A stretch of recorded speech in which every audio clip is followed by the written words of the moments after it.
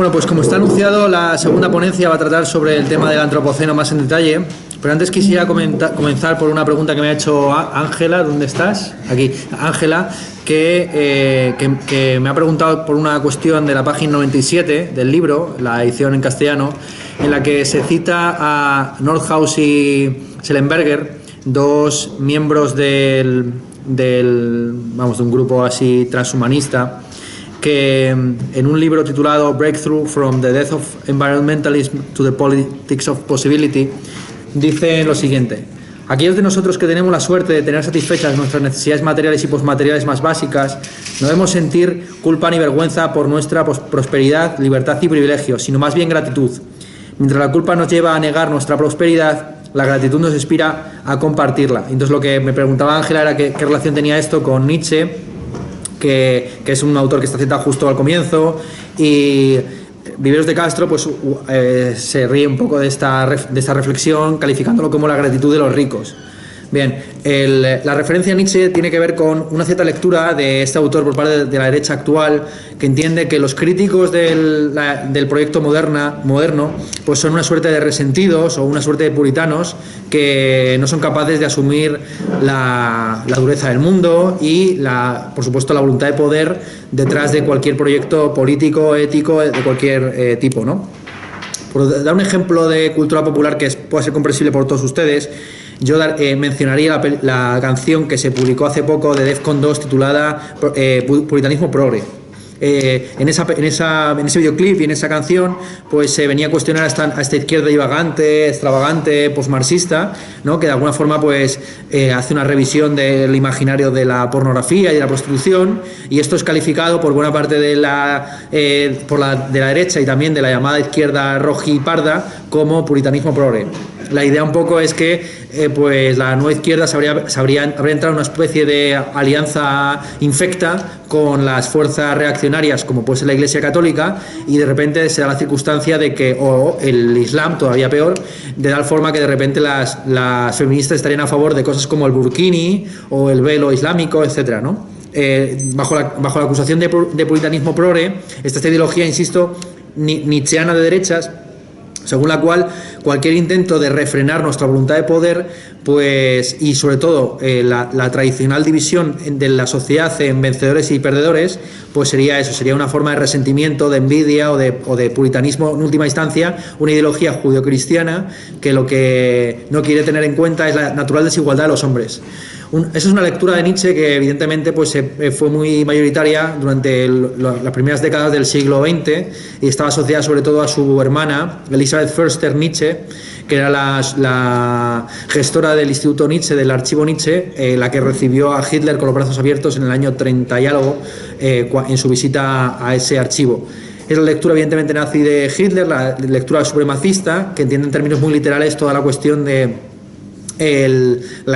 superhombre, como si los superhombres ya existieran de facto. Entonces el superhombre actual sería aquel que no tendría miedo a reconocer las desigualdades naturales entre los hombres, que no buscaría de manera pánfila el respeto a los derechos humanos, entendiendo que tales derechos son papeles mojados, ¿no? Es decir, no existen derechos humanos, lo que existen son poderes humanos, entendidos como voluntad de poder, que están con constante lucha, y entonces no habría cosas como la moral o etcétera, serían simplemente enmascaramientos de esa moral del rebaño.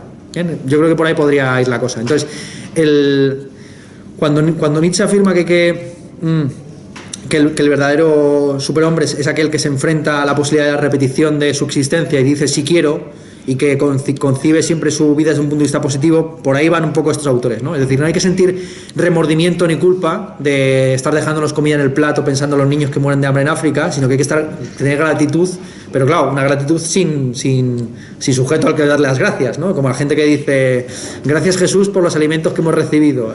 Hay una viñeta muy divertida, ¿no? De gracias Jesús por los alimentos que hemos recibido, y hay un agricultor de Perú que se llama Jesús y dice hombre, de nada.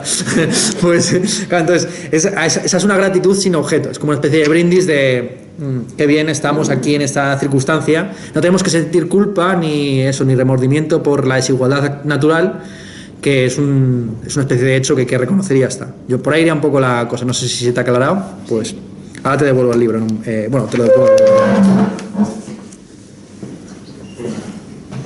Entonces, una vez resuelta esa duda, que es una duda muy interesante, pues podemos ya entrar en el tema del antropoceno.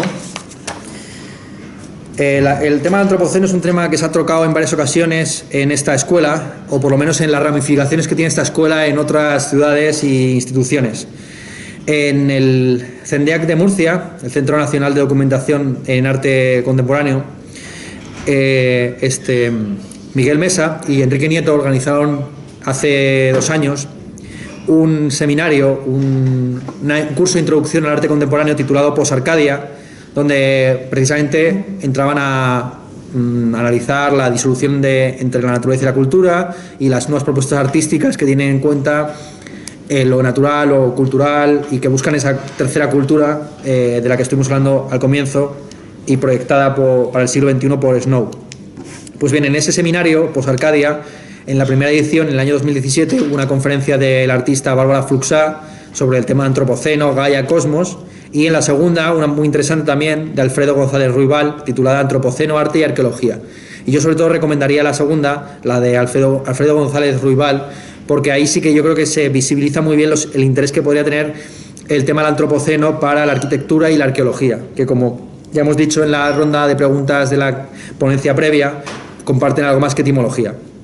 Arge significa en griego, ya lo hemos dicho, principio, un principio que es ontológico pero también político, ¿no? El arconte es el que gobierna la ciudad, y la arqueología y la arquitectura pues tienen mucha relación. Ahí Ruibal analiza, él que es un arqueólogo del presente, contemporáneo, pues ha hecho ha trabajado sobre yacimientos muy interesantes de la guerra civil o del abandono del proyecto socialista en Etiopía, que yo creo que son muy curiosos e interesantes para arquitectos, ¿no? Es una conferencia esa que está subida a YouTube que yo la recomendaría bastante, ¿no? La de Bárbara Fluxá era más artes plásticas, no tanto, pero la de Ruibal me parecía como central. Entonces, bueno, vuelvo otra vez a dar la tabarra sobre el antropoceno. Lo que se dijo entonces se va a tener que repetir aquí de manera natural, ¿no? El término antropoceno es un término acuñado a comienzos de este siglo XXI, que se empieza a proponer como una categoría para referirse a un nuevo periodo, una nueva era geológica, en la que el ser humano se había convertido en la principal fuerza de transformación del planeta Tierra, dando así cierre al llamado Holoceno, que es el periodo nuevo, caliente, que comenzó aproximadamente hace 12.000 años. Después de la propuesta de Kurtzen en el año 2001 de este término, antropoceno, para referirse a esta nueva época o era geológica, pues ha habido muchos debates, tanto dentro como fuera de la geología, acerca de cuáles son los límites de ese antropoceno, cómo se pueden definir. Hay algunos estudios que remontan el antropoceno hasta unos 10.000 años, con la extinción de la megafauna, incluida, por ejemplo, la extinción de buena parte de la megafauna de Australia por los aborígenes australianos, de los que hablamos en la clase o en la lección previa. Claro, si el antropoceno dura 10.000 años, pues el holoceno sería entonces la época geológica más breve que se conoce, de unos 2.000 años. Evidentemente, estas son las posiciones más extremas, las que se toma más en serio el término anthropos en antropoceno, y que entienden que el ser humano se convirtió en un factor geológico desde sus inicios, y que ya, pues eso, en el periodo paleolítico, pues el ser humano, por medio de la extinción de la megafauna, ya tenía una capacidad de transformación del planeta Tierra insospechado o inaudito. Sin embargo, la mayor parte de los tanto geólogos como científicos en torno a la geología hablan del antropoceno en términos mucho más modestos, y que entienden que como mucho se podría retrotraer hasta el año 1610, que es cuando empezó la llamada Pequeña Edad de Hielo. La Pequeña Edad de Hielo es una mini glaciación que se produjo en Europa, pero también en todo lo que fue el hemisferio norte, motivada por la conquista europea de las Américas. Con todo lo que fue el cataclismo, la extinción práctica y completa y total de los pueblos amerindios, hubo una repoblación forestal de América, que llevó a unos niveles de CO2 bastante bajos, que produjeron en 1610, como digo, esa pequeña edad de hielo. Ese es el caso más concreto y antiguo que se conoce de incidencia de la acción humana en el clima. Es decir, la conquista de América por parte de los portugueses y los españoles llevó a la extinción de los pueblos amerindios con las enfermedades de transmisión, etcétera, y eso generó 100 años después esta pequeña glaciación, la pequeña de hielo del siglo XVII. Sin embargo, esta fecha no la respetan prácticamente no la tiene en cuenta casi ningún geólogo ni ningún científico. La fecha que suele reconocer como más señera del comienzo del Antropoceno es la de identificar Antropoceno con capitalismo y con industrialización. De ahí que muchos científicos, más que hablar de Antropoceno, hablen de Capitaloceno o incluso Euroceno, para referirse a esta nueva edad geológica provocada principalmente por el desarrollo de la industria basada en combustibles fósiles. Más en detalle, se sitúa la fecha del Antropoceno, la que más se está discutiendo por parte de los geólogos, que son gente muy seria y que se reúne muy a menudo para debatir sobre estos temas y todavía no llega a la conclusión de si estamos en el Antropoceno o no. Parece que para el año que viene ya se van a decidir. Pues la fecha que están sugiriendo la comisión dedicada al Antropoceno en las Naciones Unidas es el 6 de agosto de 1945. Que es cuando se produjo el lanzamiento de las bombas atómicas en Hiroshima y Nagasaki. Y esto está vinculado con lo que hemos dicho previamente de Gunther Anders, como de alguna forma Gunther Anders da un poco en el clavo y aunque es un filósofo muy olvidado, más recordado por el hecho de que saliera con Hannah Arendt que otra cosa, pues eso es así, ¿sabes? Estuvo saliendo con Hannah Arendt durante un tiempo, lo cual no está mal, ¿no? Ser el haber sido recordado, pasar la historia como el novio de Hannah Arendt. Pues este novio de Hannah Arendt también publicó sus cositas y tiene algo que decir acerca de este Antropoceno, que aparentemente comienza con lo que él más estudió, que insisto era el tema de Hiroshima y Nagasaki. Antes de que se publicaran los 2 tomos de La obsolescencia del hombre,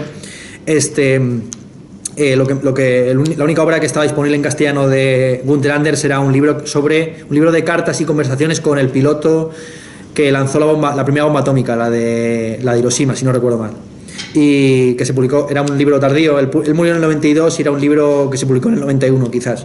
Es un texto bastante interesante que, como digo, pues lo que hace es exponer cómo en el año 45 cambiaron muchas cosas. Entre otras, para muchos es el comienzo del Antropoceno y para Gunther Anders, como ya hemos dicho, es el comienzo de la tercera revolución industrial. Otros científicos sitúan el origen del Antropoceno todavía más cerca, en la década de 1960, con la llamada Revolución Verde, que lo que hizo fue introducir la ingeniería genética en el desarrollo de los cultivos. En la década de los 60 es cuando se empezó a utilizar de manera muy intensiva los pesticidas, nuevas variantes de cultivos para hacerlos más resistentes a plagas, etcétera. Una revolución verde que está detrás del origen del movimiento ecologista. Las dos primeras obras del movimiento ecologista se suelen considerar una revolución silenciosa, del año 62, y también del año 62 el texto de nuestro medio ambiente plástico de Bookchin, el famoso anarcolibertario, y que son 2 textos que reflexionan acerca de toda esta revolución agrícola cuya expresión más conspicua la tenemos relativamente cerca en Almería, con todo lo que es el paisaje de plástico, que es una de las pocas construcciones humanas que sí que se ven desde el espacio exterior. Se suele decir que la única construcción arquitectónica que se ve, como en los videojuegos, es la muralla china, pero no es cierto. La que se ve porque refracta mucha luz es precisamente toda la arquitectura de invernaderos en Almería. Entonces, bueno, para los geólogos, evidentemente, el Antropoceno es un tema de discusión seria, que, como digo, todavía no se han aclarado si estamos o no en el Antropoceno, pero eso no ha impedido para que muchos artistas, arquitectos, filósofos y tal, con su bocachanclismo habitual, pues se lancen a hablar sin par del Antropoceno, que permite hablar del desafío ecológico al que nos enfrentamos en términos más holistas. Es decir, no hablar tan solo del cambio climático, sino también, o del agotamiento de los recursos fósiles, sino hablar en general de todos los desafíos ecológicos a los que nos enfrentamos, porque puede que nuestro principal problema de aquí a unos años no sea principalmente la cuestión de los recursos fósiles, sino otro tema completamente distinto. No podemos mantener nuestro tren de vida porque la huella ecológica de los países desarrollados si se extendiera a nivel global, equivaldría al consumo de 4 planetas por 4 planetas cada año, ¿no? Es decir, que estamos destruyendo, consumimos, si el modo de vida americano se extendiera al conjunto del planeta Tierra y los 10.000 millones que van a habitar este planeta hacia mediados del siglo XXI consumieran como un granjero de Kentucky o de Illinois, pues se requerirían exactamente 4 planetas. Esa es la huella ecológica que estamos generando los occidentales. Desde el año 88 aproximadamente, el conjunto de las actividades productivas del ser humano tiene una huella ecológica que supera la capacidad de carga del planeta Tierra. Esa es una de las medidas, uno de los índices que nos señalan que nos encontramos en una época de grandes desafíos ecológicos. Otra es evidentemente el cambio climático, otra es el agotamiento de los recursos, otra es la acidificación de los océanos. Bien, pues el término antropoceno lo que permite es hablar de todo esto de manera coordinada, ¿no? Entonces, aunque sea un término muy discutido por parte de los geólogos, a los ecologistas, a los filósofos, a los politólogos incluso les permite ahorrar muchas palabras. Es una gran abreviatura, vamos a llamarlo así, ¿no? Bien, y así no es de extrañar que la palabra antropoceno pues ella ya se haya convertido en casi una moda, con cientos de artículos. Ya hay 3 revistas académicas que tienen esta palabra en su titular. Hay incluso varios libros de poesía dedicados al antropoceno y incluso discos. La cantante Grimes ha anunciado que el año que viene va a sacar un disco titulado Miss Antropoceno.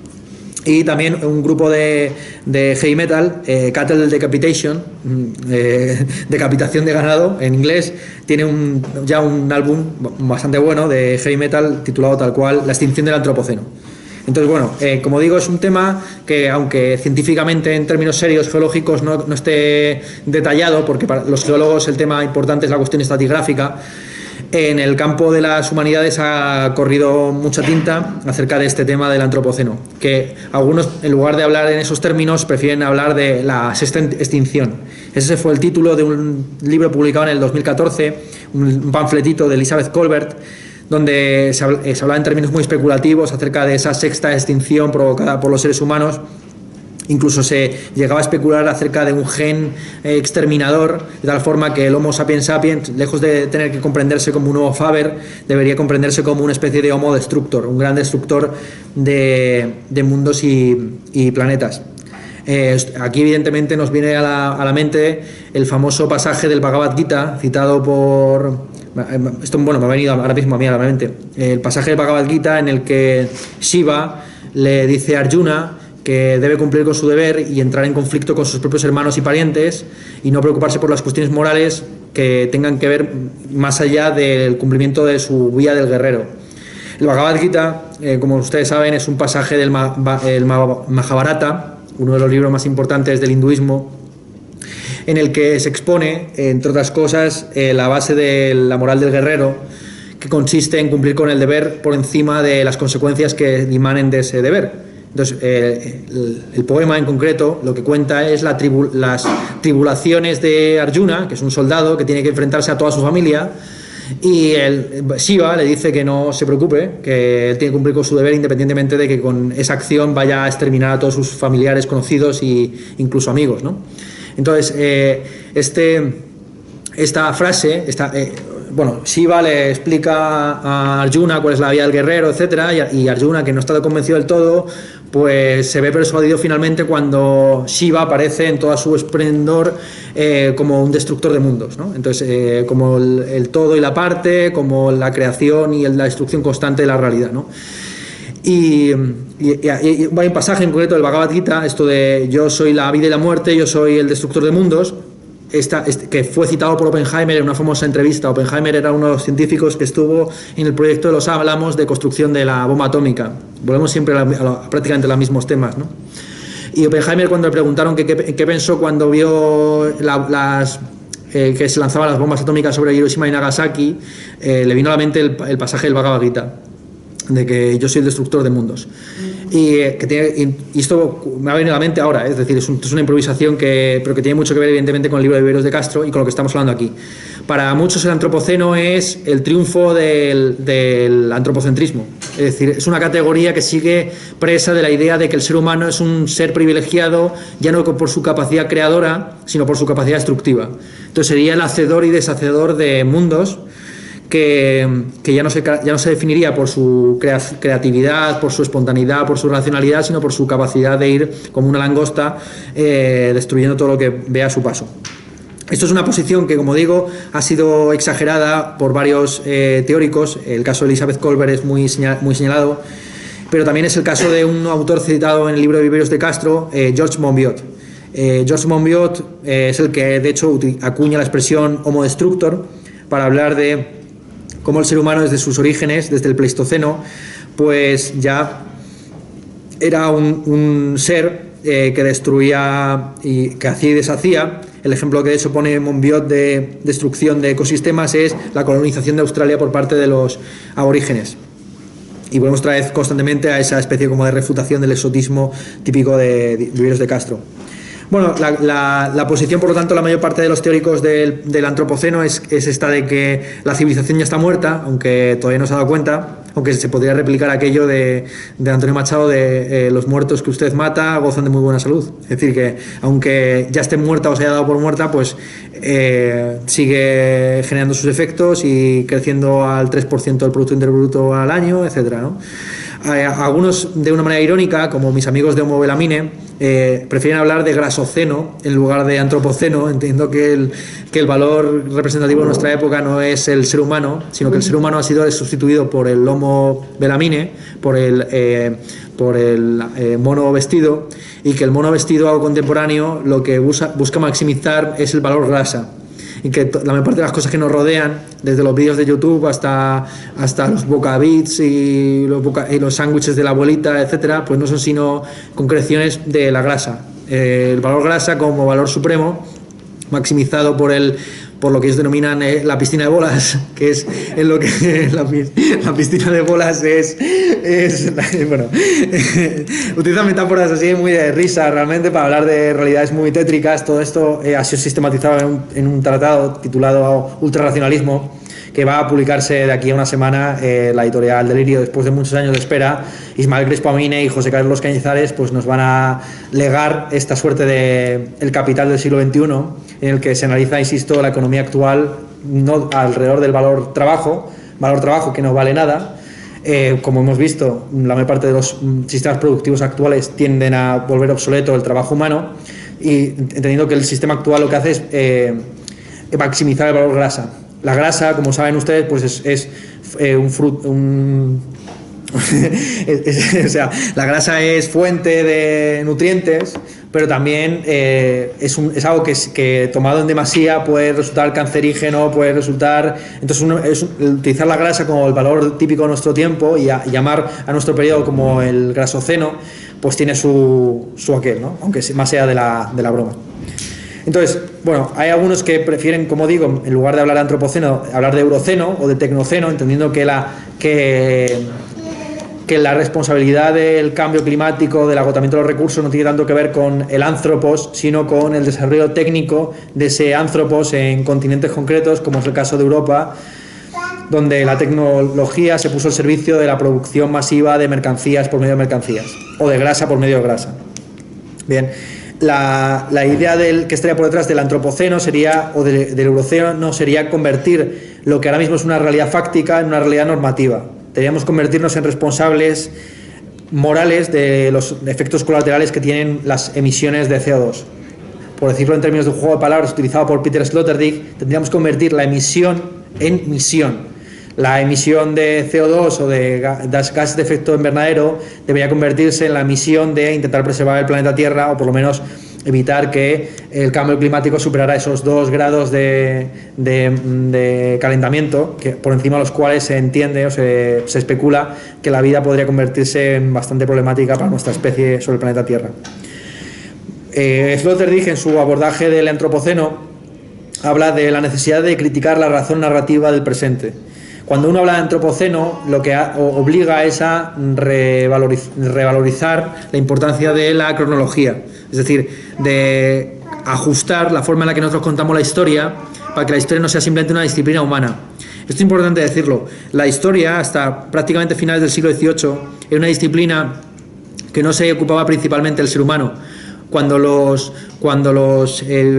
protobiólogos del siglo XVIII hablaban de historia natural, se referían principalmente a la colección de anécdotas referidas a la fauna y la flora. La historia, la historia principalmente, desde toda la tradición griega, romana, etcétera, tiene que ver simplemente con la narración de las cosas hechas, de la res gestae o de la rerum gestarum, de las cosas que se gestaron.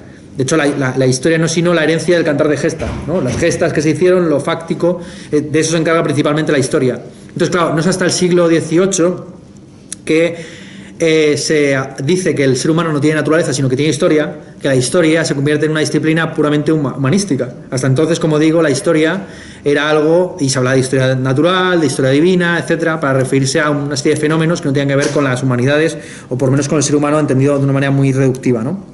Entonces, lo interesante del concepto de antropoceno es que introduce la naturaleza finalmente en la historia, o vuelve a restablecer la importancia de hacer una cronología que vaya más allá de esta taxonomía tan ridícula de época antigua, media, moderna y contemporánea. Claro, que es una visión, que es la visión más eurocéntrica que se puede tener de esto de la historia, porque Edad Media propiamente dicha tan solo la tenemos los europeos. En el resto de regiones del mundo, la llamada Edad Media no tiene ningún sentido, porque la Edad Moderna no se construye bajo el mito de reconstruir un pasado perdido. No sé si explico. Por ejemplo, en China, después de Xi Jinping, el emperador chino, se creó una especie como de status quo neoconfuciano que se mantuvo prácticamente hasta la guerra del opio con Gran Bretaña.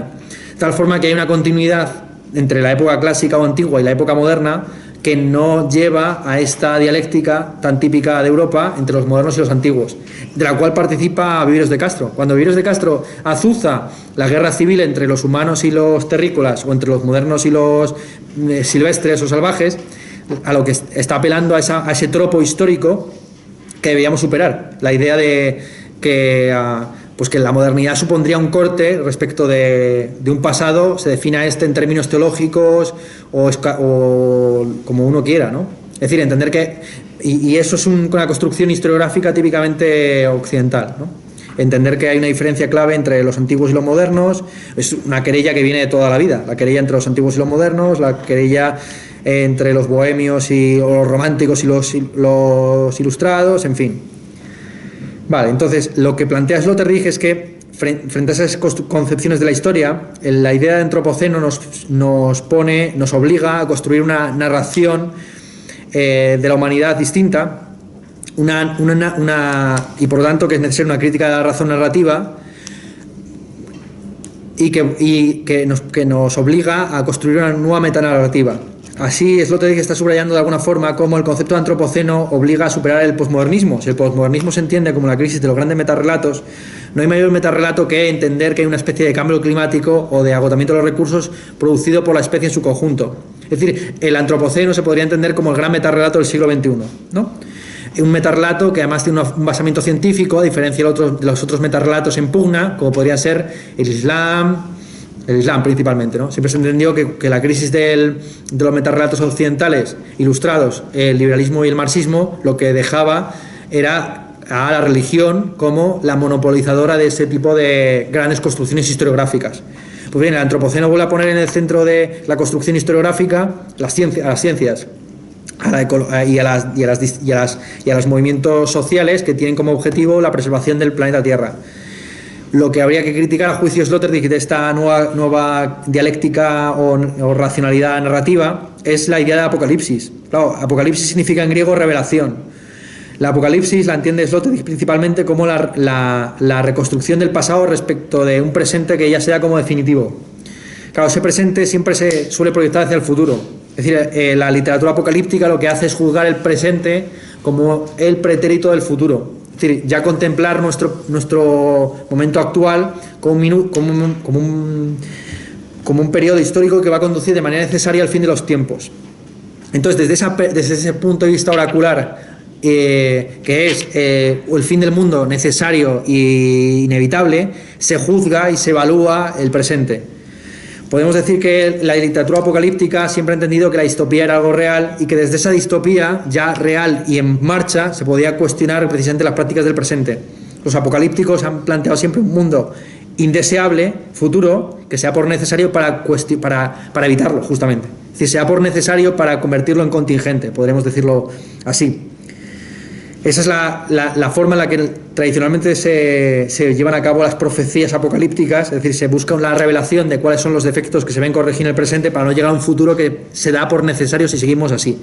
Si seguimos como el business as usual, si seguimos con los negocios como de costumbre, el planeta Tierra se va a calentar 4 grados por encima de cómo estaba la situación antes de la revolución industrial, y eso va a llevar a la destrucción de la especie humana. Esas profecías apocalípticas se construyen para precisamente evitar que se produzca ese futuro que aunque se dé por necesario. Bien, ¿qué tipo de narración alternativa propone Sloterdijk frente a ese apocalipsis, esa revelación de un futuro que sea por necesario aunque se pretende convertir en contingente? Bien, para Sloterdijk lo definitivo o lo definitorio de la modernidad es el llamado efecto Mateo. El efecto Mateo es una expresión que acuñó Robert Merton para referirse a un pasaje del Evangelio, Mateo 25-29, en la que Jesucristo lanza una parábola un poco extraña, en la que se dice lo siguiente: a quien tiene se le dará y tendrá más, pero a quien no tiene, incluso lo poco que tenga se le quitará. Según Sloterdijk, esto claro, Jesucristo pues daba una de cal y otra de arena, ¿no? En una decía que era tan difícil que entrara un rico en el reino de los cielos como que un camello pasara por la aguja por el ojo de una aguja, y por otro lado decía esto de que quien tiene se le dará y al que no tiene, pues incluso lo poco que tiene se le quitará. En fin, hay palabras para todos los gustos de Jesucristo. Era un troleador, podríamos decir, ¿no? Era un gran ironista. La idea de que está, por tanto, detrás de la nueva narrativa moderna es que, construida por Sloterdijk, es que la modernidad, sobre todo, ha quitado a los que no tenía y dado a los que sí que tenía. Lo definitivo y lo definitorio de la modernidad es el círculo virtuoso en el que los que tienen virtud y ventura, suerte, pues van a seguir siendo más venturosos, afortunados y suertudos en el futuro, ¿no? Al que tiene se le dará y al que no tiene incluso se le quitará. El desafío al que nos enfrentamos con el antropoceno es el momento en el que la humanidad en su conjunto se tiene que hacer cargo de los efectos colaterales de esta expansión acelerada de todos los ámbitos. Sloterdijk analiza pues cómo este círculo vicioso, este efecto Mateo, pues tiene lugar en la economía, en la política, pero también en el ámbito jurídico, ¿no? Como constantemente se habla siempre de terceras y cuartas generaciones de derecho. Entonces, aparte del derecho a una vivienda digna y a un salario respetuoso y tal, pues ahora hay un derecho a cualquier cosa, ¿no? A los derechos de tercera y cuarta generación. Frente a esta lógica autorreplicante del efecto Mateo, Sloterdijk valoriza mucho la obra de Buckminster Fuller, en concreto el libro publicado en el año 68, Manual de Operaciones para la Nave Espacial Tierra. Buckminster Fuller es uno de estos autores un poco alucinados de mediados del siglo XVIII, mediados del siglo XX, entre los cuales se incluía también Havelock. Havelock es el que plantea la hipótesis Gaia, que entiende que el planeta Tierra es una especie de sistema ecológico combinado que se autorregula. Esta hipótesis Gaia ha sido cuestionada evidentemente por los autores precisamente del entorno del antropoceno. Es el caso de Stengers y compañía, quienes entienden que Gaia, lejos de ser una suerte de armonía preestablecida ecológica, pues una pugna, una guerra civil entre los modernos y los premodernos, entre los humanos y los terrícolas. ¿Bien? Pero bueno, Buckminster Fuller, Havelock y todos estos autores, insisto, son autores alucinados de mediados del siglo XX, como por el propio Gunther Anders, cuyas profecías parecían muy locas, pero que se han ido convirtiendo cada vez más en realidad. La idea de Buckminster Fuller es que el planeta Tierra es una suerte de nave espacial, un gran interior que hasta ahora ha tolerado nuestra ignorancia, pero que a partir de ahora no podrá continuar con nosotros a bordo sin que nosotros nos hagamos responsables, sin que nosotros tomemos el mando de las operaciones. El planeta Tierra es una nave a la deriva en el sistema solar que ha tolerado hasta ahora pues la ignorancia de Homo sapiens, pero que requiere de nuestra responsabilidad y de nuestra navegación responsable de aquí en adelante. Para Buckminster Fuller, por lo tanto, el ser humano no es un ser en el mundo, sino un ser a bordo de una nave que es muy propensa a averías. Tenemos que ser autodidactas. Ahora bien, no podemos aprender de las desgracias. El ser humano ha funcionado hasta ahora principalmente con la lógica del ensayo y el error. Sin embargo, no nos podemos permitir ningún tipo de error de aquí adelante, porque el error podría, si el error es un error de ámbito climático global, podría dar al traste con cualquier otro futuro ensayo. De hecho, una de las cosas que se suele señalar del antropoceno es que la capacidad de control que tenemos sobre los efectos de nuestra acción pues es muy limitado, porque pasado determinado nivel de incidencia en el permafrost, por ejemplo, puede haber un recalentamiento de los propios polos por sí mismos. Si se libera una serie de gases de efecto invernadero que están contenidos en el permafrost de la estepa siberiana, pongamos por caso, pues el propio Polo Norte puede convertirse en una suerte casi de calentador automático. ¿Bien? Y nosotros simplemente habríamos seguido, por así decir, el Deus Ex Machina que ha empujado, que le ha dado al botón de autodestrucción, ¿bien? Convirtiendo el planeta Tierra en una suerte de infierno que ya, como una bestia, va alimentándose de sí misma. Bueno, entonces la cuestión es esa, principalmente, que para Buckminster Fuller y para Sloterdijk no hay posibilidad de error. La epistemología humana tiene que partir de un principio de prudencia, en la cual ser prudente consiste en limitar el expresionismo cinético de la modernidad. Por expresionismo cinético entiende Sloterdijk el estilo de existencia típico de los modernos, facilitado y posibilitado por los recursos fósiles. Este expresionismo cinético entiende la libertad como una libertad también de hacer el mal. Esta concepción de la libertad demoníaca o luciferina, en la que la libertad también es la libertad de autodestruirse, la libertad de hacer locuras, de jugar a la ruleta rusa, etcétera, es una concepción que sí que yo creo que está que es muy propia de la modernidad. Si por modernidad entendemos lo que sucede después de Cristo. De alguna forma los románticos, cuando los románticos hablan de arte romántico, por cierto, dicho sea de paso, retrotraían el romanticismo a la crucifixión, porque claro, es Cristo el primero que no es Cristo, es Jesús convertido en Cristo el que cuestiona la idea de la belleza como asociada a la armonía, a los cuerpos saludables, etcétera. Es decir, Cristo en la cruz, aunque sea infecto, es precisamente bello o sublime, ¿bien? Y son los románticos los que reivindican el concepto de sublime, un concepto equívoco, porque lo sublime es al mismo tiempo la naturaleza en un estado salvaje, pero también las fuerzas de la técnica desatadas como fuerzas destructivas. Sea como fuere, para Sloterdijk es evidente que la modernidad ha estado asociada a un expresionismo cinético, como digo, en el que la libertad es indisociable de la libertad de hacer el mal. Esta, insisto, libertad negativa es una libertad que había sido, por ejemplo, defendida filosóficamente por Schelling. Para Schelling la libertad no tenía que ver simplemente con la libertad de hacer el bien.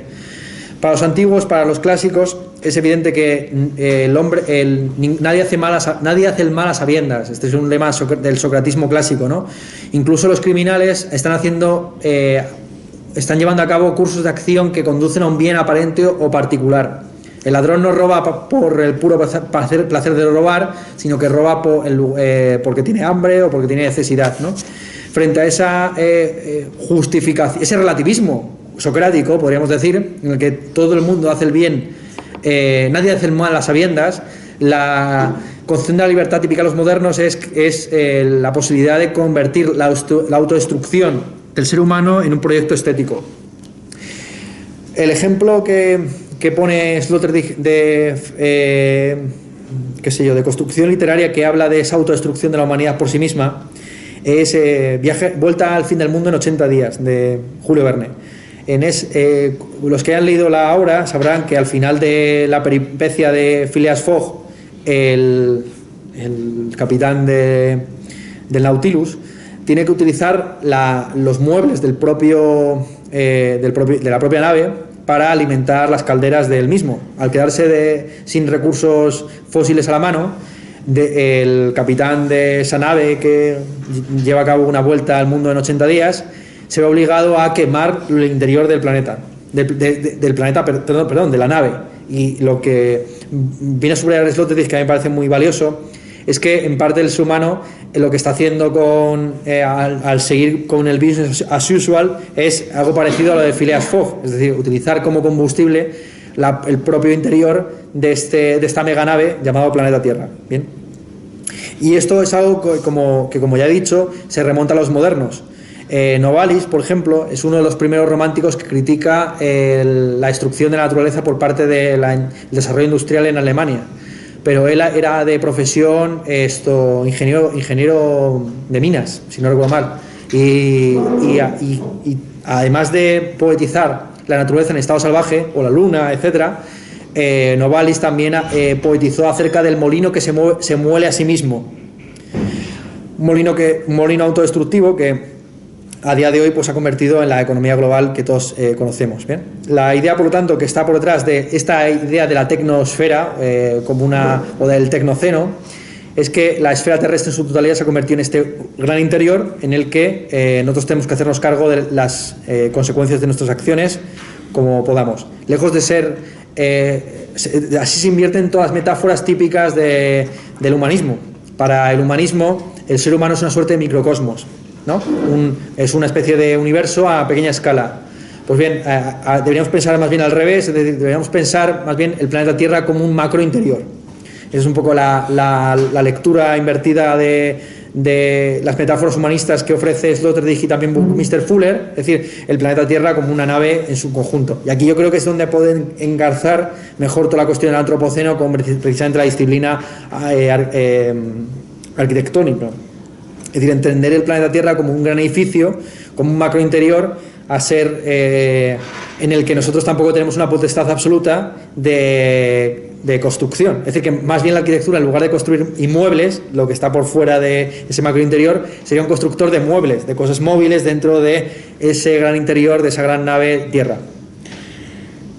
Si estoy sobre todo dándole mucha importancia a la concepción del antropoceno que tiene Sloterdijk, expuesta en el primer capítulo de ¿Qué pasó en el siglo XX?, un libro que se tradujo en Siruela hace unos años, es porque Sloterdijk visibiliza muy bien cómo los debates políticos en el futuro no van a tener tanto que ver con la polarización izquierda o derecha o arriba abajo, sino más bien con el partido idealista y el partido materialista. Partido idealista y materialista que se podrían traducir a los términos de Viveros de Castro y Danowski.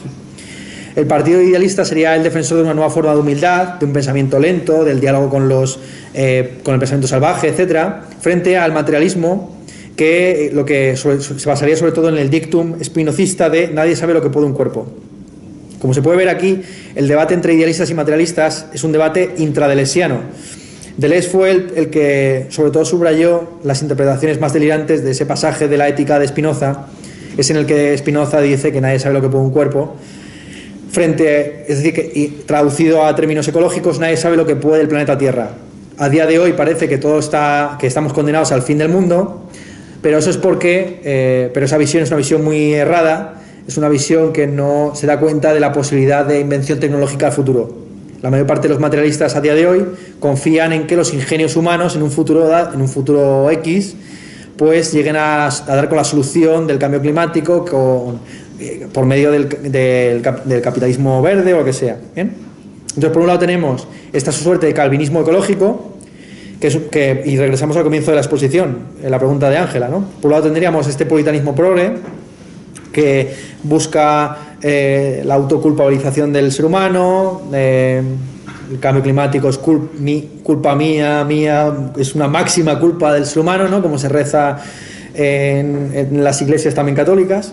Y frente a ese puritanismo, a ese calvinismo ecológico, pues tendríamos una especie como de prometeísmo materialista que confía en que nadie sabe lo que puede el cuerpo tierra y que si tenemos suerte y los ingenios tecnológicos se orientan en una determinada dirección, pues podremos solventar el cambio climático al que nos enfrentamos. En España es interesante ver cómo el antropoceno ha sido utilizado principalmente por miembros del liberalismo moderado. Por liberalismo moderado entiendo principalmente a aquellos autores que no quieren acabar con el Estado. Es decir, no considero liberal moderado a Juan Ramón Rayo o al Juan de Mariana o a toda esta corriente que prácticamente vinculada con el anarcocapitalismo. Por liberalismo moderado entiendo los herederos, por así decir, de John Rawls, que creen en la democracia liberal, que confían en las instituciones de gobernanza global, etc. El autor al que me estoy refiriendo, en concreto, es Manuel Arias Maldonado, profesor de politología en la Facultad de Málaga, que está llamado a ser, vamos a decirlo así, el Fernando Savater del siglo XXI. Sé que es dependiendo de con quién hables, esa es una categoría infecta o gloriosa, no ya ustedes mismos juzguen, pero desde luego es un autor que ya se ha pronunciado sobre un montón de campos, incluido el Me Too, con una posición informada, aunque claramente liberal y por lo tanto propensa a defender el Estado de Derecho y esa justicia que muchos feministas califican de patriarcal. ¿Bien? Tiene un libro que se publicó en la colección de breves de Anagrama titulado Female Gaze. Male Gaze es una categoría acuñada por una teórica del cine feminista que se suele traducir al castellano como mirada masculina. Lo que ella analizó principalmente era cómo la mayor parte del cine clásico hollywoodiense pone al hombre en la posición del cámara y construye la narración cinematográfica como una suerte casi de striptease en el que la mujer es un objeto privilegiado de contemplación. Lo que venía a cuestionar esa teórica del cine feminista era la idea de que las películas de Hollywood serían intrínsecamente ya feministas por el hecho de tener protagonistas femeninas. Nada más lejos de la verdad. El teatro más misógino, por ejemplo, del siglo XIX, era justamente el que tomaba a las mujeres como protagonistas, porque véase un Strindberg, el propio Lars von Trier.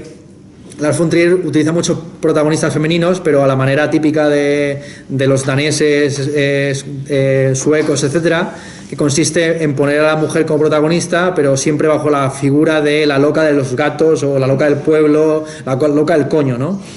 Eso es Dogville, eso es, a ver, ayudadme, las dos películas que tiene sobre la pornografía, Infomanía, etcétera, ¿no? Bien.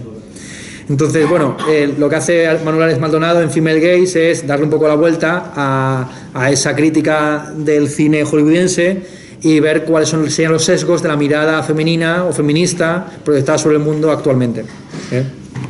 Y junto con ese libro, el que yo quisiera aquí recomendar, o por lo menos mencionar brevemente, es un libro titulado tal cual, Antropoceno, publicado hace ya 2 años, en el 2017, en el que Manuel Arias Maldonado aborda toda esta cuestión del antropoceno desde una perspectiva liberal.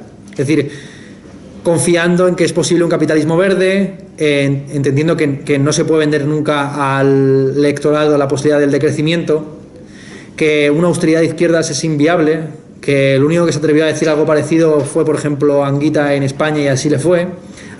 Como es habitual en España, como en todos los países, el político más valorado moralmente es el menos votado electoralmente, ¿no? Entonces, esto se vio muy bien en las elecciones de 2000 y las de 2015, si no recuerdo mal, que fue la última en la que había como unas ofertas así muy claras, y el político más valorado, que era Alberto Garzón, fue el que se comió un rosco y prácticamente no tuvo representación electoral, ¿no? Mientras que el menos valorado, que era Mariano Rajoy, era el que ganó las elecciones y pudo revalidar su posición en la Moncloa. Entonces, cuando hablo de Anguita, me refiero a cómo Anguita en los años 90 hablaba de la necesidad de una austeridad socialista. Y ya él afirmaba que la única manera de cambiar el modelo productivo era por medio de una transición socialista muy dura, en la que se pasaron unos años de gran austeridad, en la que el pueblo se tendría que mantener unido a sus dirigentes comunistas, en la prosecución de una economía más igualitaria, justa. Bueno, evidentemente esto no vendió, electoralmente se comió un rosco, ¿no? No se puede vender electoralmente al pueblo la idea de que todo va a ir a peor. Es así. Pero sin embargo, las perspectivas ecológicas obligan a una reducción de la capacidad productiva actual del orden del 60%, 70%. Por ahí andaba, cuando Jorge Richman nos daba clase a nosotros en el año 2009, hace justo ahora 10 años, hablaba de que por estas fechas ya estaba todo vendido, ¿no? Y con esto ya llego ya a mi final. Bueno, voy a llegar a mi final. No voy a llegar todavía a mi final. Antes de... es que Jorge Richman es el final de la ponencia, aunque ustedes no lo anticipen. Porque ya una vez expuesto, digamos, los diversos marcos explicativos o descriptivos, ¿no? Unos que hablan de antropoceno, grasoceno, euroceno, tecnoceno, ctoloceno, que es la terminología de Donna Haraway, pues sería interesante ver las soluciones. Las soluciones más conocidas son las políticas, que es la que estamos viendo aquí. Cuando Vives de Castro propone esa guerra civil entre los humanos y los terrícolas, está hablando en términos de cosmopolítica, una cosmopolítica que tiene en cuenta también a los seres no humanos. Y más allá de esas soluciones políticas, que sobre todo han sido muy explotadas por los ecosocialistas, Jason Moore, que es el que habla de capitaloceno, pues aquí quisiera recordar las soluciones éticas, porque son quizás las más inusuales y las más vistosas precisamente por ese motivo, ¿no? La solución ética que quisiera poner sobre la mesa, bueno, hay una solución liberal, y voy a poner una solución liberal, una un poco más de izquierdas. La solución liberal es la que ofrece Byron Williamson en un libro titulado El proyecto antropoceno. Byron Williamson entiende que el antropoceno puede entenderse como una oportunidad, es la típica lectura liberal, ¿no?, de entender el despido como una ¿no?, como tiempo libre, el despido como tiempo libre, la crisis como oportunidad, etcétera, ¿no? Entonces, el antropoceno nos ofrece la oportunidad de hacernos responsables de nuestras acciones y continuar con el proyecto ilustrado ampliado al ámbito ecológico, maximizando 3 valores morales: la justicia, la esperanza y la veracidad. Por justicia se entiende una justicia intergeneracional, humana, por supuesto, antrópica, en el que uno se hace cargo de las consecuencias ecológicas por sus efectos en el largo plazo, sobre todo en las generaciones por venir. La esperanza tiene que ver sobre todo con el no pesimismo, con esto de confiar en los ingenios humanos orientados hacia la tecnología renovable o verde.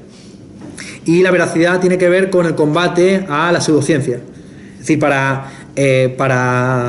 Williamson, al igual que para Arias Maldonado, el antropoceno no se puede vincular del conocimiento científico, y lejos de ser el gran cuestionamiento de la dialéctica de la ilustración, por hablar en términos clásicos, pues es la confirmación de los beneficios de la ilustración. Ha sido la ilustración científica, geológica, etcétera, la que nos ha puesto ante nuestros ojos pues las consecuencias no previstas de nuestra acción a nivel global. Bien, entonces habría que seguir con el business as usual, pero también con el science as usual. Lo único que habría que hacer es combatir a los terraplanistas, que son evidentemente, pues claro, si no hay globo, pues tampoco va a haber globalización, ni va a haber cambio climático global, porque en todo caso sería un cambio climático planal, porque lo que existe es un plano para los terraplanistas. Sea como fuere, pues eso, para ellos el valor de la veracidad está asociado a ese combate a los negadores del cambio climático, a los terraplanistas, etcétera. Frente a esa visión, que es la visión típicamente liberal y que confía en la democracia como decisión y no como conversación, esa es una distinción que ofrece Manuel Arias Maldonado, que es muy interesante. Él dice que junto con la conversación acerca de qué mundo queremos en un futuro, deberían tomarse ya decisiones ya por parte de la tecnocracia global. Entonces él dice que por un lado está la democracia como decisión, es decir, que en Bruselas una serie de burócratas tomen decisiones por nosotros, como justificados por una democracia como de segundo orden, ¿no?, de que el Partido Socialista y el Partido Popular se ponen de acuerdo en el Parlamento Europeo y por lo tanto eso, como lo hemos votado indirectamente, está justificado democráticamente. La democracia como decisión sería eso, es decir, que las élites globales se pusieran de acuerdo para tomar decisiones ya para frenar el cambio climático, y la democracia como conversación sería la conversación que podemos tener mientras tanto de qué mundo queremos, aunque de facto ya no lo estén construyendo como capitalismo verde. ¿Bien? Frente a esta alternativa liberal, la alternativa de izquierdas, la más interesante a mi juicio es la ofrecida por Joanna Zielińska, insisto, como solución ética. Joanna Zielińska es una profesora en Goldsmiths. Bromeábamos antes Miguel y yo que en una época parecía que todos los caminos conducían a Roma, donde él pasó 10 años de su vida, pero recientemente parece que todos los caminos conducen a Goldsmiths, ¿no? Porque de ahí viene todo, de ahí viene la forense, la arquitectura forense, de ahí viene mucho de ahí viene el realismo especulativo. El primer congreso del realismo especulativo se celebra allí, de ahí viene buena parte del xenofeminismo y del feminismo de Sara Ahmed y compañía, y de ahí viene también esta ética mínima para el antropoceno que propone Joanna Zielińska. Joanna Zielińska tiene este libro, que no se ha traducido al castellano todavía, Ética mínima para el antropoceno, y un segundo tomo titulado El fin del hombre, un contraapocalipsis feminista. Concepto que me parece maravilloso, el del contraapocalipsis feminista, que es dar por ya supuesto que va a haber un apocalipsis, y más que intentar evitarlo, buscar algún tipo de por así decir, alternativa ya feminista dentro del propio apocalipsis. Vale. Entonces, la perspectiva ética el enfoque ético de Joanna Zielińska sobre todo lo que busca es concretar en una dimensión mucho más humana el antropoceno. Porque claro, cuando hablamos del antropoceno estamos hablando en unas dimensiones inimaginables, y aquí volvería a recuperar esa categoría tan bonita, o esa expresión tan bonita de Gunther Anders, del desnivel prometeico. El desnivel prometeico que existe entre lo que realmente estamos haciendo y lo que podemos imaginar que estamos haciendo. Bien, para de alguna forma nivelar ese desnivel prometeico, Joanna Zielińska propone que más allá de las grandes abstracciones ecológicas, económicas y políticas, tendríamos que enfrentarnos al antropoceno desde una perspectiva ética. Ahora bien, la ética que ella propone es una ética mínima, es decir, no tiene que ver tanto con la teoría de acción racional típica de, qué sé yo, de la filosofía analítica, pongamos por caso. Para la filosofía analítica tradicional, la ética tiene que ver con la maximización de ciertos fines, del uso de determinados medios para ciertos fines. Esa lógica instrumental en la que se maximizan medios para llegar a fines es la que precisamente es cuestionada por el antropoceno. No en balde el subtítulo muy bien traído del libro de Viveros de Castro es un ensayo sobre los miedos y los fines. ¿Bien? Justamente cuestionando esa lógica instrumental de poner medios al servicio de determinadas finalidades. La ética que propone Zielińska no es una ética ni normativa ni axiológica. No pretende decir lo que tú debes hacer ni qué valores debes maximizar. Para Zielińska está en contra de ofrecer soluciones a problemas globales, que es la única oferta que tiene ética el ecologismo, ¿no? Si quieres ser un buen ecologista, pues separa el vidrio del plástico y del papel, y esa va a ser la solución a la deforestación. No te preocupes con que Bolsonaro permita que haya incendios en la Amazonía, porque a base de reciclaje podemos llegar a solventar los problemas actuales. Pues bien, frente a esa individualización de los problemas globales, Zielińska sobre todo plantea una ética que no sea ni normativa ni axiológica, es decir, que no te diga ni lo que debes hacer ni qué valores debes maximizar. Cuando habla de ética mínima, evidentemente se está refiriendo a Teodo Adorno. Teodo Adorno tiene un libro muy bonito, uno de los libros preferidos de mi padre, Mínima Moralia. Mínima Moralia es un libro de aforismos en el que Adorno lo que hace es llevar a cabo una fenomenología cotidiana y doméstica de la vida dañada en el capitalismo, recuperando la vieja idea romana de los mores como la costumbre. La moral no se ocupa tanto de lo que uno debe hacer o de qué valores debe maximizar, sino más bien de cuáles son las costumbres en un determinado entorno social. Lo que Adorno describe en Mínima Moralia es la vida dañada de las costumbres domésticas y cotidianas del capitalismo tardío. Pues bien, Zielińska, con su ética mínima, lo que está haciendo es justamente una fenomenología de nuestras responsabilidades individuales en el antropoceno. ¿Bien? Sobre todo maximizando el valor de la humildad. Hay que evitar caer en esa falta de arrogancia de pensar que podemos administrar Gaia como si fuera una especie de gran nave. ¿Bien? Entonces, Zielińska de alguna forma lo que hace es cuestionar esta idea que está en Havelock, que está en Buckminster Fuller y que por suerte pues no está en Stengers y compañía, ¿no? Entender el sistema, el planeta Tierra, pues como una nave que se podría dominar de manera prometeica por medio de la bioingeniería, etcétera. ¿Bien? Entonces esa es la humildad y esa es la lentitud que también maximiza o que ofrece como ética mínima Zielińska. Y termino con unas apuntes acerca de Jorge Richman, porque Jorge Richman es uno de los autores que más a mí me ha influido, desde luego, en todo el tema ecologista y antiespecista. Yo me convertí en parte en vegano por influencia suya, aunque como comentábamos en la cena que tuvimos ayer Miguel y yo, las tuve cuadradas con él porque creo que su estética es una estética muy naif y kitsch. Cuando Richman suele hablar de su utopía, suele hablar en términos muy ingenuos de, por ejemplo, ir en trineo con una camada de perros bien cuidados y cosas así, que a mí me parecen el colmo de la postalita de Navidad. Y siempre me pareció que su poesía era bastante malilla, la de Jorge Richman, que me perdone, un saludo Jorge, si estás viendo este vídeo. Pero Jorge Richman me parece muy curioso como figura ambigua de este tipo de intelectual que vamos a estar viendo cada vez más conforme se va ya convirtiendo el ecologismo en un tema central de la opinión pública occidental, ¿no? Ha pasado ya con Greta Thunberg, ¿no? Es decir, Greta Thunberg quiere acudir a la cumbre contra el cambio climático en Nueva York y no se le ocurre nada mejor que ir en un barco que no consume recursos fósiles, financiado por el príncipe de Mónaco, ¿no? O cosas así. Entonces, claro, los principados son claro, ¿quién quiere viajar en avión cuando tiene un príncipe de Mónaco que te paga un barco con sus placas solares y todo este rollo, ¿no? Y claro, Jorge Richman me parece muy interesante porque Jorge Richman y muchos de estos autores encarnan a la perfección ese lema romano de festina lente, vísteme lento que tengo prisa, o viceversa, ¿no?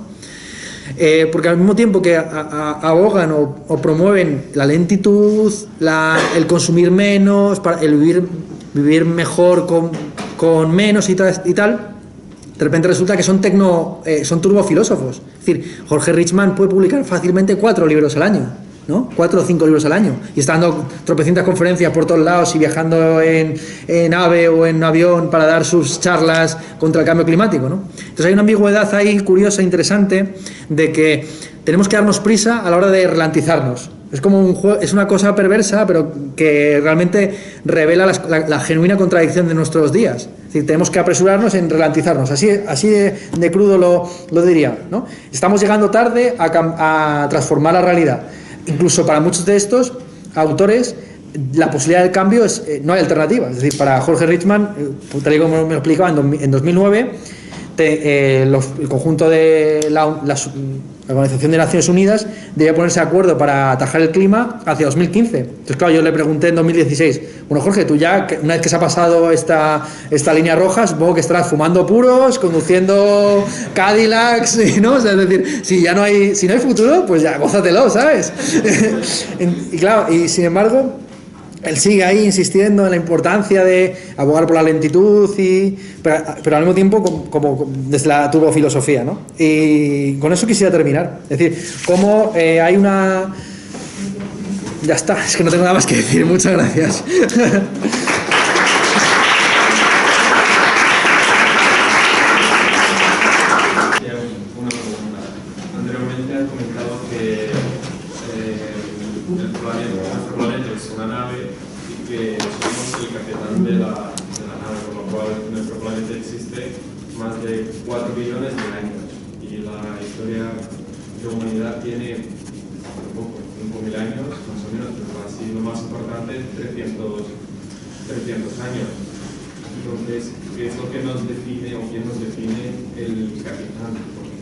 El planeta ha tenido en su historia tantos cataclismos, tantos catástrofes, incluso cuando cayó aquí una gota fría en la Vega Baja, pues no creo que haya alguien que haya dicho soy el capitán de la nave. Entonces, es como el mismo ejemplo, como está jugando en el juego y un personaje de ahí que dice soy el capitán, y tú dices, no, aquí soy el capitán, soy yo. Sí, no, o sea, la idea es eso, que hacernos responsables de las consecuencias de nuestras acciones y ser conscientes de que, lo queramos o no, estamos incidiendo en los ecosistemas naturales.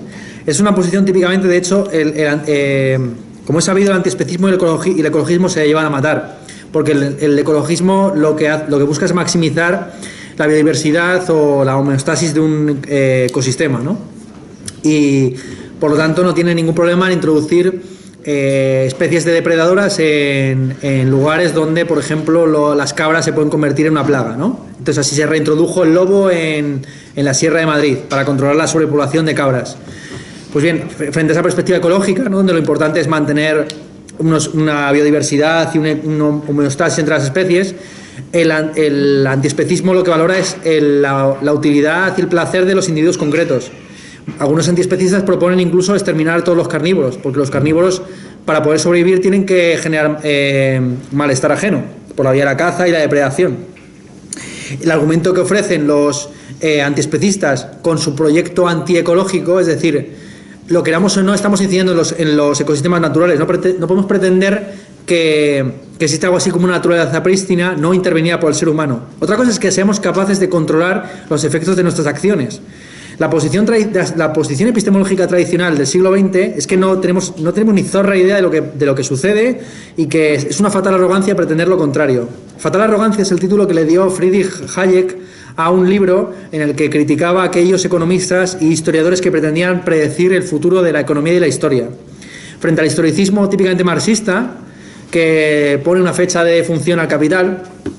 Pues la tesis de la escuela austríaca, por ejemplo, es que aunque nosotros seamos los agentes que hemos creado el mercado es incontrolable. El mercado es una bestia que ninguno, ni siquiera el Estado, puede controlar. Es decir que, pero claro, de alguna forma, esa posición agnóstica, que cree que no podemos conocer los mecanismos de mercado, que el futuro es impredecible, etcétera, esa posición agnóstica nos quita muchas responsabilidades, ¿no? Si no somos capaces de controlar los resultados de nuestra acción, entonces no tenemos por qué preocuparnos. Por ese discurso de que la cuestión es la gota... otra cosa es que no podamos controlar la gota fría y la vega baja, pero que la gota fría está relacionada con el cambio climático y el cambio climático tiene un origen antropógeno, eso no lo puede cuestionar nadie.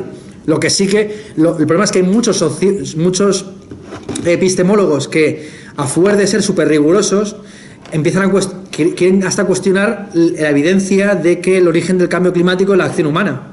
Eso es muy sabido, que algunos quieren justificar o explicar el cambio climático apelando a las manchas solares, la proximidad o la cercanía respecto en Telemadrid, ¿no? Una política o una intelectuala le quería explicar a los niños, estos que prefieren que se queme Notre Dame a la Amazonía, les quería explicar esta historia, ¿no? De que el cambio climático se produce porque nos acercamos al Sol. Entonces... estoy de acuerdo con lo que está detrás de tu pregunta, porque tu pregunta lo que hace es cuestionar precisamente el ámbito todavía prometeico invertido que hay en la idea del antropoceno y sobre todo en la posición de Buckminster Fuller sobre la nave Tierra, pero me parece que es muy peligroso pretender que no podemos, aunque sea mínimamente, cambiar nuestros actos. O sea, que sabiendo la relación que existe de causalidad y causa y efecto que hay entre la acción humana y ciertas consecuencias climáticas, no podemos dejarlo todo a la irresponsabilidad de los agregados tipo mercados, gobiernos, competición internacional, etcétera. Bien, eso es lo que diría. ¿Alguna otra pregunta? Sí. ¿Consideras que si la herencia que tiene Occidente ya no fuera esta de pensamiento judeo-cristiano, de que el mundo es un jardín del Edén que está para servirnos a todos, y al mismo tiempo la izquierda de que tenemos que ser puritanos y comedidos en nuestras acciones para preservar lo que nos ha sido dado, si esto no fuera lo hegemónico en Occidente, si fuera quizás el taoísmo, el hinduismo, todo este tipo de religiones, la situación que vivimos hoy en día sería otra muy diferente? Pues no sabría decirte porque... Obviamente esto es algo muy abierto. Sí, es muy abierto, desde luego. Hombre, una de las cosas que Charles Taylor, que es uno de los principales autores del llamado comunitarismo, tiene un libro titulado algo así como El espíritu confuciano del capitalismo, en el que habla del capitalismo a la asiática, sobre todo centrándose en el caso chino, coreano y vietnamita. Y claro que combinan una especie como de libre mercado, bueno, controlado por el Estado y con gobiernos a veces de partido único. El caso Corea del Sur tiene una dictadura y con un gobierno de partido único que es tan fuerte como Corea del Norte, ¿no? Y Vietnam es un partido que presuntamente su constitución tiene... Vietnam es un país con una constitución presuntamente socialista que se está abriendo al mercado de una manera muy fuerte, ¿no? Entonces, es evidente que los valores confucianos, que son valores muy familiares y conservadores, pues han servido para disciplinar muy fuertemente la clase trabajadora en estos países. Y está clarísimo que hay una relación muy fuerte entre el despotismo oriental y la forma en la que se ha configurado el socialismo en el siglo XX. El socialismo en el siglo XX ha sido principalmente un socialismo oriental que ha triunfado en aquellos países que tienen una tradición autoritaria previa. O bueno, la excepción que confirma la regla evidentemente es Cuba, ¿no? Donde siempre se ha hablado del socialismo caribeño y de la ética distinta de ese país, ¿no? Entonces, ya digo que no sabría qué decirte, porque justamente una tradición que contemplaba a los animales como sujetos éticos son las tradiciones provenientes de India. En parte el hinduismo, pero sobre todo el budismo tiene una visión del mundo en el que los animales son pacientes éticos, o por lo menos son pacientes religiosos, ¿no? Es decir, son númenes que deben ser protegidos y valorados, por hablar en la terminología de Gustavo Bueno, ¿no? Y de ahí que el país en el que haya más veganos sea la India, por razones principalmente económicas, lo que se conoce como el vegetarianismo de la pobreza, pero también por razones tradicionales o religiosas, ¿no? Ese es el tipo de ecologismo y de antiespecismo que justamente están revalorizando los posmarxistas de tradición sacristaniana. Richman en sus clases solía muy a menudo reivindicar, traer a colación aforismos indios, chinos y cosas así, precisamente porque en esa tradición oriental los animales eran considerados o bien agentes o bien pacientes morales o numénicos. Eso es lo que te podría decir. Y hacer una especie como de ciencia ficción o historia ficción de qué hubiera pasado si el cristianismo nunca hubiera triunfado en Occidente, pues es un poco difícil realmente de explicar o de construir o de imaginar. ¿Alguna otra pregunta? Sí. Yo tengo como una medio reflexión, medio pregunta. O sea, porque aquí en la Escuela de Alicante, nosotros lo que tenemos, hay dos vertientes que tiran mucho.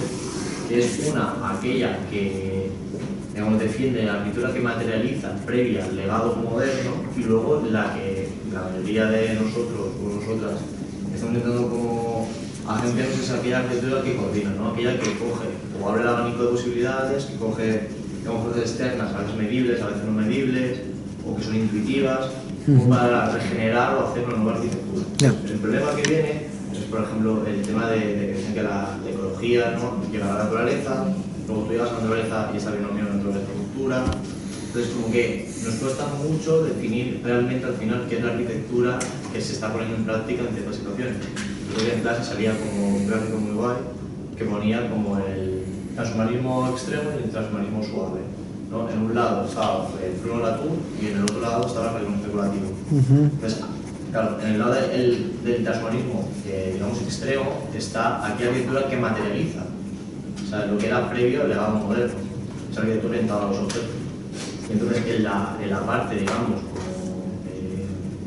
suave o media, que es el Bruno Latour, es esa arquitectura que quiere como abrirse a nuevas posibilidades. Yeah. Entonces, yo como modo de pregunta, pues, no sé si filosófica o de práctica, realmente, ¿qué posibilidades tiene la arquitectura, ¿no?, para meterse en nuestro proceso y poder actuar de una manera u otra? No sabría decirte. A eso lo reboto. Quería hacer un comentario sobre eso, que lo convierto en pregunta, entonces puedo otra vez. Bueno, pero lo convierte en la pregunta que te quería hacer. ¿Cuál era un poco tu opinión? Porque efectivamente el otro día estuvimos un buen rato discutiendo sobre el tema, y una de las cuestiones que nos parecía más relevante, sorprendente, en realidad, es ante la crisis, digamos, de la Guerra Fría o Guerra Europea, y sobre todo crisis de la bomba atómica, ¿no?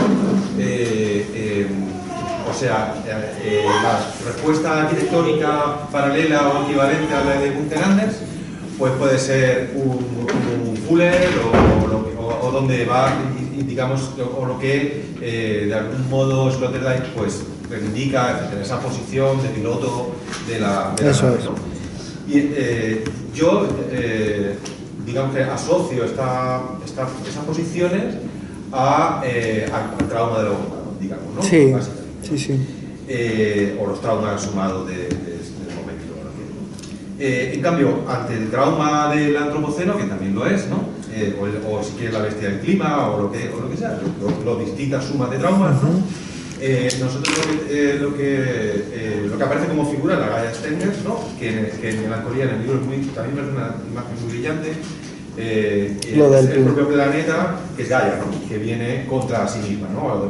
Sí, lo que hablan es del el planeta mercancía, sí. Y por eso me reivindican a los mayas. Pero es curioso porque los mayas no tienen la perspectiva ya te estoy respondiendo, pero luego te dejo que termine la pregunta.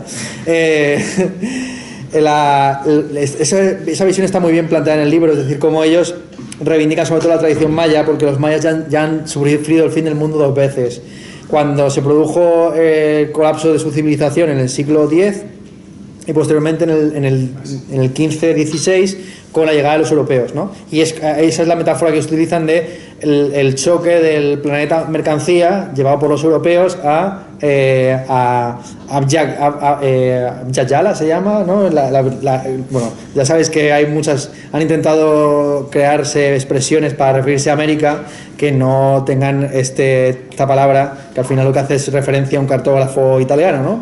Entonces creo que una de ellas, me corregirá alguien que sepa un poco más de esto, es Abya-Yala, que era una expresión que se utilizaba si no recuerdo mal, en Cuzco, en toda la tradición inca, para referirse al conjunto del continente más allá del Tahuantinsuyo.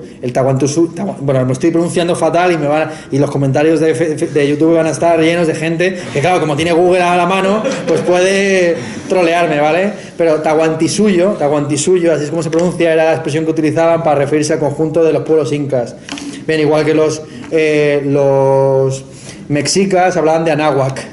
La movida es que América tan solo existe como realidad cartográfica y geográfica cuando llegan los europeos y la reconstruyen. Pero también hay que recordar que América obliga a reconfigurar el concepto de geografía que se tenía hasta entonces. Hasta el siglo XVI, en realidad, la geografía tenía una función principalmente religiosa y política, que es la función que también todavía muchos liberales y libertarios atribuyen a esa disciplina. Como sabéis, muchos liberales y libertarios son tan conspiranoicos que creen que todas las disciplinas que aprendemos en el colegio y en el instituto tienen como función convertirnos en siervos dóciles de ese Estado totalitario recaudador de impuestos, ¿no? Entonces, claro, la lengua y literatura nos identificaría con la nación y por lo tanto con el Estado, y la geografía tendría como objetivo visibilizar el Estado. Para muchos autores tipo Basto Bobeta, el Estado no existe. El Estado es una ficción que sirve para que unas élites cobren impuestos de manera forzosa al resto de la población. ¿Cómo se justifica el Estado? Por medio de esa disciplina llamada geografía, porque la gente, cuando tú dices España, ¿dónde está España? España está en el mapa, España está en la península.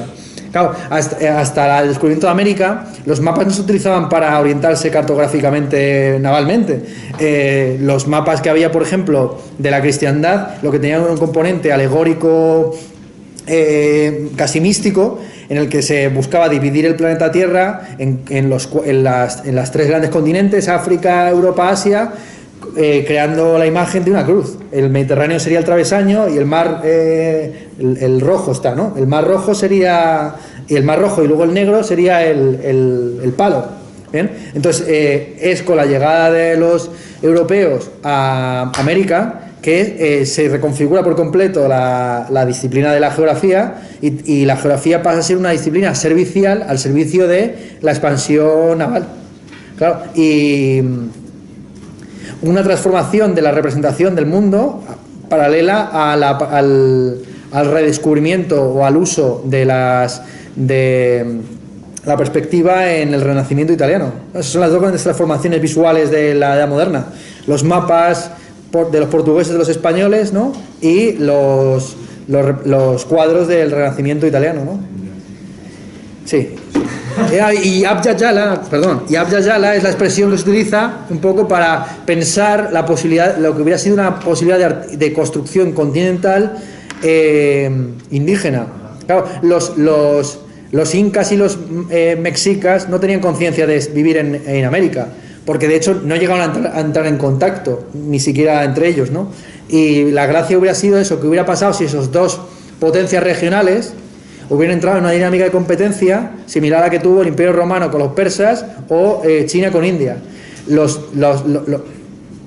Para mí, el cuestionamiento principal de la ideología, si se quiere, moderna o etnocéntrica y tal, es darse cuenta de que India y China son 2 potencias globalizadoras y modernas tan fuertes como el Imperio Persa o el Romano, y que el Imperio Inca y el Imperio Mexica podrían haber entrado en la misma dinámica competitiva si hubieran entrado si no hubiéramos llegado los españoles allí con nuestros cojonazos, ¿sabes?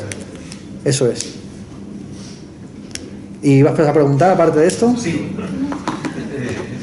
bueno, lo que yo te quería comentar era que precisamente esta representación que ellos retoman de la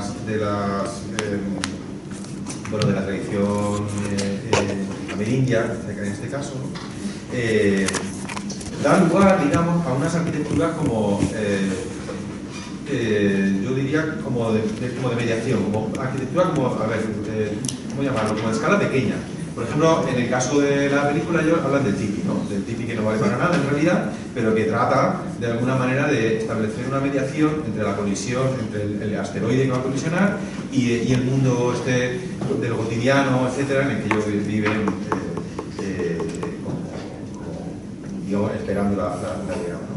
Entonces, bueno, la pregunta es que en el caso primero, nosotros tenemos unas tradiciones muy concretas, ¿no? Que son desde la Fuller, que lo han nombrado, pero a todos los utopismos en torno a las arquitecturas nómadas, por ejemplo, es decir, una visión más globalizada, por ejemplo, esta reivindicación de superestudio, ¿no? Como las grandes planicies electrificadas, o etcétera, ¿no? Como, digamos, un poco una especie de, bueno, obviamente con todos los filtros y tal, pero una especie de interpretación, visualización de electricidad más sólida, ¿no? Aquí funciona porque lo enchufas en cualquier sitio de tu ordenador, te limpias tu rinconcito, etcétera, pero las familias son exactamente igual. Vale. Es decir, tenemos como una visión de piloto, ¿no? El balón de Munchausen montado en la esfera del mundo y en cambio en las crisis actuales, la crisis del antropoceno, lo que tenemos son pequeñas, y esto es algo como a discutir, ¿no? Porque la pregunta es, ¿cómo lo interpretas, no? O sea, nosotros, por ejemplo, ¿qué tenemos como de propuesta realmente brillante, importante, interesante? Forensic. Forensic en realidad es una manera de diagnosticar. Es una manera también de intervenir diagnosticando. O sea, ellos en su diagnóstico consiguen una habeas corpus para una orangutana, que tiene una relevancia que a lo mejor no tiene, no sé, hacer una biblioteca pública en un pueblo, ¿entiendes? Pero, es decir, que es muy arquitectónico, pero en realidad la elaboración arquitectónica, la práctica, es una práctica de escala pequeña en sí misma. O sea, no hay una, no sé si me estoy explicando, sí, no hay una visión totalizadora de la intervención de la arquitectura sobre el mundo, sino que es más bien la intervención muy particular, muy concreta, con pequeñas intervenciones con dispositivos o con una observación determinada que transforma a escalas también pequeñas en el fondo, ¿no? Que también sería muy discutible, ¿no? Lo que hacéis vosotros es algo parecido, es decir, bueno, os enseñan algo, o lo que hace a lo mejor Andrés Jaque, o lo que hace...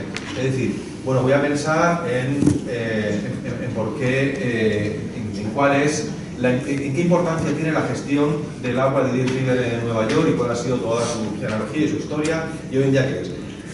Claro, lo que hace es un objeto que pone en marcha toda una comunidad de discusión que transforma en realidad mucho, pero no transforma en sí mismo el objeto, la realidad, ¿no?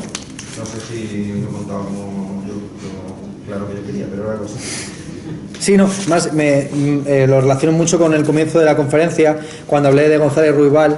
Yo creo que en la ponencia que le hizo ahí en el CENDEA, que tú estabas presente porque eres uno de los organizadores, dio muchas claves de cómo podría, de por dónde podría también trabajar la arquitectura, porque lo que mostraba él sobre todo era cómo la arqueología y las artes plásticas han desarrollado técnicas de exposición y de visibilización de la realidad y del pasado muy similares, ¿no? Y todo lo que tú estás comentando de la arquitectura forense tiene mucho que ver con lo que se conoce tradicionalmente como la memoria histórica, ¿no? Es decir, que se trata de crear comunidades de debate, reconfigurando, lo del habeas corpus y todo esto. Al fin y al cabo se trata de reconfigurar formas distintas de construcción del pasado. Claro, la forma de Sloterdijk, la forma de Buckminster Fuller sigue siendo una forma narrativa, ¿no? En la que hay un discurso narrativo, lineal más o menos, o da igual, fractal, como se quiera ver, pero sigue siendo una forma de discurso. Frente a lo que explicaba muy bien Ruibal, que era cómo la arqueología tiene más que ver con la visibilización y exposición de otro tipo de relaciones no logocéntricas con el pasado. Él contaba cómo, en medio de la excavación de un campo de concentración en Extremadura, se les empezó a caer una lluvia encima tremenda, con la mala suerte de que les pilló excavando las letrinas del campo de concentración. Entonces, aquello se convirtió en un barrizal increíble y de repente volvió a oler a mierda. Entonces era como si uno estuviera metido en unas letrinas del año 1939 o 40 con unos prisioneros republicanos ahí metidos en un campo de concentración franquista. Y es esa especie como de, ¿no? Es muy interesante porque da respuesta a la pregunta clásica nietzscheana de en qué consistiría una historia que no fuera ni monumental ni puramente archivística, la famosa historiografía crítica que propone Nietzsche en la Segunda Intempestiva, ¿no? ¿Cómo relacionarnos con el pasado de una manera que no sea a través del resentimiento, de la venganza o de la exaltación, de la justificación del presente a partir de lo que pasó en el pasado? Volvemos a lo mismo, ¿no? Aparentemente la lógica discursiva no permite otra alternativa que no sea o la venganza o la justificación, ¿no? La historia la construyen siempre los vencidos o los vencedores, ¿no? Y los vencedores lo que quieren es continuar venciendo y los vencidos vencer ellos, ¿no? Frente a esa historia de por fin vamos a desenterrar a Franco y ahora sí, este sitio va a ser un lugar de pacificación y reconciliación en lugar de exaltación de un caudillo. Frente a eso, claro, lo que yo creo que por donde estés apuntando, donde apuntaba Ruibal justamente era la revalorización de esos sentidos, la vista, el olfato, el gusto, etcétera, todo esto, cara a exponer el pasado de una manera distinta. Creo que por ahí, vamos, es lo que se me ha ocurrido mientras estabas hablando. Sí, la arquitectura como mediación, pero como mediación respecto de ese pasado o del presente como ya como el presente como el pasado del futuro, ¿no? Es decir, como ese presente que va a convertirse en la ruina del mañana a través del cambio climático y el agotamiento de los recursos. Claro, la arqueología al final es una disciplina que, aunque sea en términos metafóricos, se ha convertido en la gran disciplina filosófica de la segunda mitad del siglo XX, ¿no? Michel Foucault habla de la arqueología del saber y junto con la genealogía, la arqueología, es decir, entender que el conocimiento va por estratos casi geológicos, pues es una metáfora muy, muy sugerente y que además está muy vinculada con el antropoceno, porque si el antropoceno se termina justificando en términos geológicos será porque hay una evidencia estratigráfica, arqueológica justamente. Entonces, bueno, yo lo único que se me ocurre es lanzarte este tipo de conexiones que estoy viendo, en el que me doy cuenta de que, claro, para vosotros más bien lo que estoy intentando hacer es construir el gran palacio de la memoria. Como sabéis, estaba esta técnica de mnemotecnia que viene de Cicerón, que consiste en asociar entidades de las que uno se quiere acordar con espacios que uno conoce muy bien. Entonces, Cicerón recomendaba, para acordarse, por ejemplo, de listas de nombres, asociar cada nombre a un espacio o un objeto que uno conozca con mucho detalle. Lo normal era que uno, por ejemplo, pues asociara nombres. Así, por ejemplo, mi padre se aprendió la lista de los nombres godos utilizando la técnica del Palacio de la Memoria, que consistía en poner a cada uno de los reyes godos en una de las salas de su casa. Y entonces, aquí está Godofredo, aquí está Alarico, aquí está tal. Entonces, esa técnica consiste en construirte un palacio de la memoria. Es un poco lo que yo creo que estáis haciendo vosotros, ¿no? Esto hay un libro muy mítico que se publicó en Taurus, titulado tal cual, creo, la arquitectura de la memoria o el palacio de la memoria, y yo creo que vosotros vais por ahí, me da la impresión, frente a esa mnemotecnia que sigue siendo discursiva, pero que tiene una idea espacial del espacio. Claro, es una metáfora muy renacentista, mazo renacentista, por lo que no en balde Santa Teresa de Jesús hablaba de los palacios del alma, ¿no? Y hablaba de los grandes interiores y tal. Entonces, por ahí eso es lo que me viene a la cabeza de lo que tú has dicho. ¿Alguna otra cosa? Bueno, yo tenía la verdad es que no iba a poner la oreja y no la mejilla porque siempre quedaba llevando un tortón un poco, pero me gustaría un poco también, como primero la ejemplo, creo que ha sido todo el curso espectacular, la primera creo que para el curso sobre todo ha sido muy gratificante, ha sido muy buena y muy pertinente, y no sé cuánto lo habrán pagado, pero que no sé si entiende por el tiempo que le han dedicado, pero bueno, a mí me apetecía como volverte la pregunta que has hecho. O sea, yo entiendo como que por mucho que a lo mejor, yo qué sé, Negas te siga tildando de pobre moderno y parece que no te haya reconvertido así, diciendo que sigas teniendo un cierto distanciamiento hacia todo lo que fue, pues al final la incursión de la filosofía dentro de los ámbitos como arquitectónicos, sobre todo la raíz como de las experiencias más americanas, ¿no? de Derrida y en su momento con Arthur Eisenman, y más reciente, como trataste otra vez, de Harman, con toda ¿no? La escuela de enseñar y tal. Entonces entiendo como ¿no? Que vengas así como muy guapo, muy, como, ¿no? Muy dirigido, muy elegante, como la posición así de filósofo que quiere como que el actor te haga un poco las charlas de los arquitectos que se meten como a hablar de temas que no tienen la más remota idea. O sea, me parece como muy bueno, porque creo que es necesario también, ¿no? Como que alguien venga y cuestione como todos estos temas, pero a la vez, joder, sobre todo creo que en esta segunda charla de repente estabas hablando mucho, o sea, no directamente, a lo mejor indirectamente, pero mucho de arquitectura, ¿no? y de posiciones o cuestionamientos arquitectónicos muy concretos, ¿no? Yeah. O sea, como estás hablando de cuestiones de cómo el idealismo se concreta en visiones pues, pues muy tecnofetichistas a veces, como cierto materialismo al final pues para concreto idea de crecimiento. Entonces, o sea, yo agradezco y creo que es importante como esta postura, pero a la vez te voy a hablar mucho. O sea, de verdad no entiendes como que tu presencia aquí tiene un valor y más allá de esa crítica que nos haces, que de Miguel te ceda como este espacio aquí y que a lo mejor pues, como pues eso, que en un futuro, digamos, igual que he estado otra vez, puede haber como una pequeña, como entrar en una conversación con gente que a lo mejor sí que te va a responder mejor cuál es la relación de la arquitectura con su seguridad, etcétera. Que si no te lo encuentras como un valor y se va todo esto de verdad, es como que lo ves, bueno, para allá. No lo sabría decir. La razón por la cual vengo vestida de esta manera es una cita de la última vez que vine. Claro, hace 3 años vine como un vendedor de Tecnocasa, así es como me calificó Miguel, porque me hice, yo no me suelo hacer no subir con corbata ni nada por el estilo, y vine con una corbata con un nudo así muy gordo, y era como el típico eso que va a mostrar el Tecnocasa, un vendedor de Tecnocasa, y creían que era una broma, una referencia burlesca, ¿no?, a la propia profesión de la arquitectura y demás, pero era un puro azar, era por simplemente que me apetecía por una vez en años y años ponerme un traje, y justo aprovechando que me había cortado el pelo. Entonces, como también esta vez es la segunda conferencia que doy ya con el pelo corto después de toda mi trayectoria como bohemio del siglo XIX con el pelo largo y tal, pues me apetecía hacerle el guiño a lo que pasó hace 3 años y venir también con este jersey de cuello de cisne, que como sabemos es el uniforme del intelectual parisino, ¿no? Entonces, dado que Vídeos de Castro pues es un afrancesado al final, pues me parecía como graciosa esa doble referencia, muy privada, evidentemente, una broma propia.